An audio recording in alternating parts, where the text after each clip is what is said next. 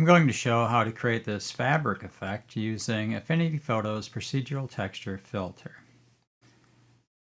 My idea for creating this was to first create a series of sort of oblong dashes, and then create another series of dashes that are offset from the first. To do that, I'll black out one row of the dashes and then create a duplicate of this pattern offset by a little bit. And then do the same thing again, except with vertical dashes, perpendicular to the first set. Finally, I'll use the max function to bring all of the brightest dashes to the foreground so you get this overlapping effect. To get started, I'll start with a blank 1024 by 1024 document. I'm going to fill it with black. I'll select it, and I'll add a procedural texture filter. I'm going to add a new equation, and I'll add a variable A for the scaling, and I'm going to assign this to all three channels. And I'm going to start with the coordinate variable V equals vec2 of Rx comma Ry times A divided by W. And I'll bring this A value up to about 5. Next thing I'm going to do is I'm just going to start with a regular oscillator, and I'll do v.x and see what that looks like. So there's my v.x. Now this is a linear oscillator, sort of a triangle wave pattern. I'd like it to be more rounded than that, so I'm going to change it to the SC, the S-curve version of the oscillator, like that. So that sort of rounds off those sharp edges. And now I'm going to multiply by the same thing, oscsc of v.y, like that. So there are my sort of rounded little shapes there. I'm going to divide the x by 2 to make it sort of oblong, make it a little longer. Okay, so there's my pattern. I'm going to bring this up a little bit so I can see them a little better. I'll call this scale. Okay, and now the last thing is I'm going to block off one of these rows by multiplying by osci, and that alternates between white and black. So that'll enable me to black out one of these rows, and then I'll create another copy of this that's shifted down and over to the side. All right, so let's do that. Let's start with osci v.y divided by 2. Okay, so there are my white bands and my black bands. Now I need to shift this down a little bit. It's not aligned properly. And it turns out the correct amount to shift it is by 0.5. I can just add a 0.5 to that. So now that shifted that black line down a little bit, and that's the pattern I want. Now I want to create another copy of this, so what I'm going to do is I'm going to set this as a variable t1 equals all of that. Then I'll make a copy of this, and I'll call it t2. And this one I'm going to have different offsets to, and so I think what I'll do to get started is I'm just going to add 3 -1 to 1 sliders down here, B, C, and D, and I'll just add a plus B and a plus C and a plus D, like that. And then this one will be, and then I'm going to put in my max function, max of t1 comma t2. I'm going to start with the D variable. I'll just move that around. It's not up there, so I'm going to go the other direction. Okay, there it is, about -0.5. But now I have to shift these over so they look sort of like stacked bricks. Okay, so that one I don't want to move, but this one you can shift over here. I'm going to go to +1 with that one. Okay. Now that I found out where they should go, I can change these variables to numbers. But before I do that, I'm going to actually make a copy of this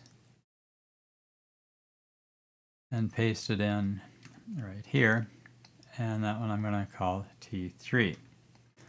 Okay, I'll come back to that later. But now I'm going to put in, instead of B, I'm going to have +1. And instead of C, I'm just going to have nothing there, so I won't add anything on. And then for D, I'll subtract 0.5.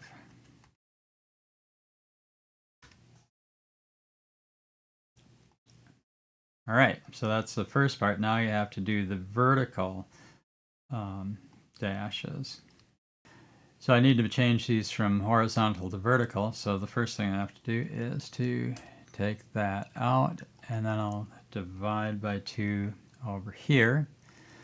And then this one, instead of y, it's going to be x. Try that. And then over here I have to add on my T3. I'll have a T3 in my max function. Okay, let's look and see what happened. Okay, so it's over there. I'll just set these back at 0 for now. I'm going to move this down to -0.5. Oh, and that looks perfect. So I've got them crossing, overlapping, and it looks like sort of woven fabric right here. I just need to make one more copy of this and have it go in there. So I'm going to do that. I'm going to make a copy of this variable T3 and paste it right here. And I'll call that one T4 and add that to my max function. T4, just like that. Now I want to go back and replace these with numbers. So B is 0, C is 0, D is -0.5. So for this T3, not going to add anything on for B, not going to add anything on for C, and D, we're going to subtract 0.5. Now for the last one,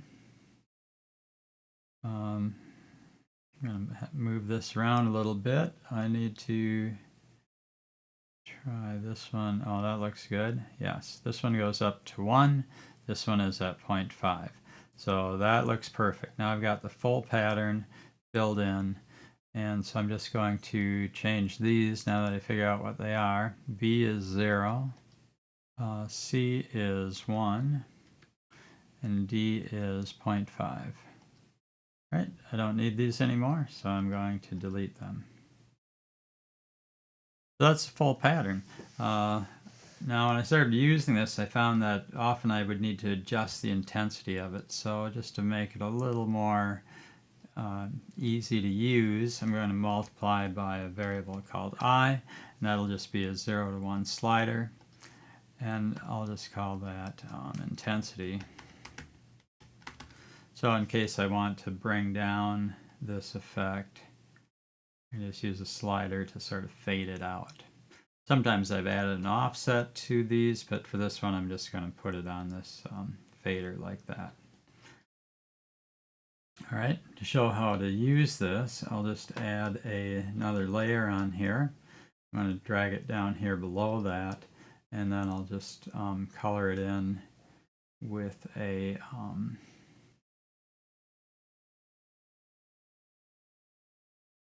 color. I'm just going to fill this. I'll turn this off so you can see what's going on. Okay, so I've got that one filled in like that, and then I can turn this one on again.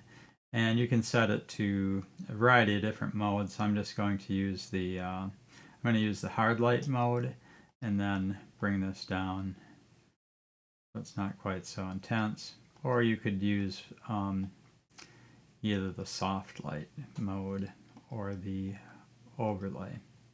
But I think I like the hard light for this one, but I think I need to bring that down a little bit. The other thing you could do is to create a normal map from this grayscale pattern and apply that to the underlying pattern.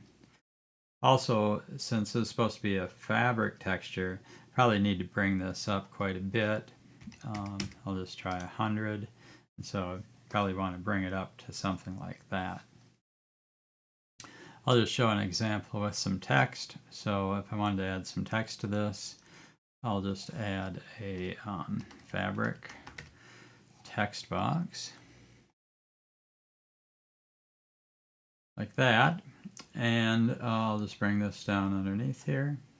And then I thought this looks sort of cool with some effects on here. I'll just add a little 3D on it and then add an outline.